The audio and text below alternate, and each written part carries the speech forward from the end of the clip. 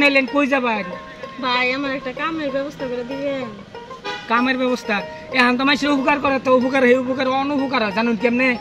মানে আজকে কামনা রাখলাম, মনে করেন আপনি মহিলা মানুষ বাড়ি ঘরে কামের নিকে রাখলাম, আপনি কালকে তো চুরি করে নিয়ে বাগবান।